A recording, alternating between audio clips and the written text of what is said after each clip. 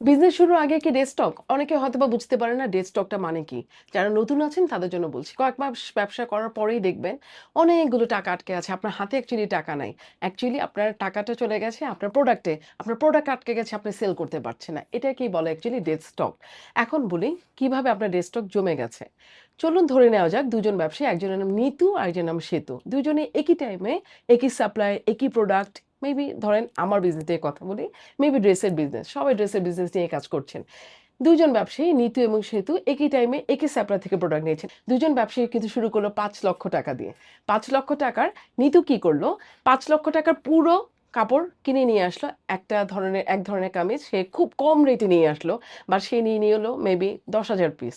১০,০০০ piece সে এনে সে তার গোডাউনে রেখে দিল। সো নিতু যেটা করল ১০,০০০ পিস এত কম দামে পেয়ে লাফিয়ে উঠল এবং তার পুরো গুদোমে ভর্তি করে রাখলো। দিন শেষে সে চিন্তা করল সে অনেক টাকা প্রফিট করতে পারবে। সে কেনার সময় অনেক কম প্রাইসে পেল। এখন সেতুতে চলে আসি।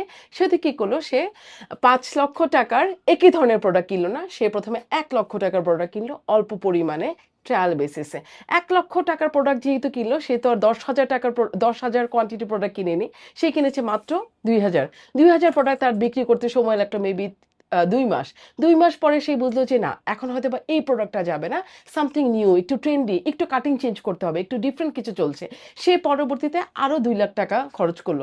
সো তাতে কি হলো? তার যে অনলাইন প্ল্যাটফর্ম অথবা মেবি ওয়েবসাইটে নতুন ভ্যারিয়েশন এর প্রোডাক্ট দেখা গেল। আরেকদিকে নিতুর কি অবস্থা হলো?